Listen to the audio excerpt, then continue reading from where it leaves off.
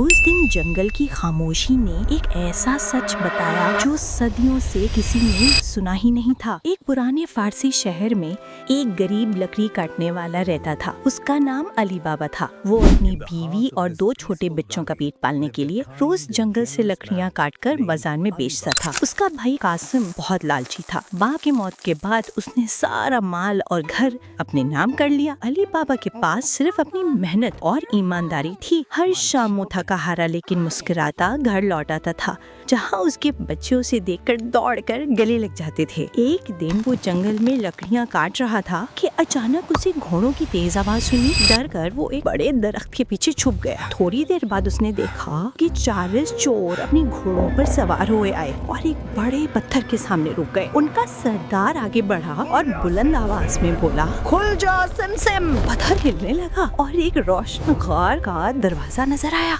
अली बाबा का मुंह खुला का खुला रह गया।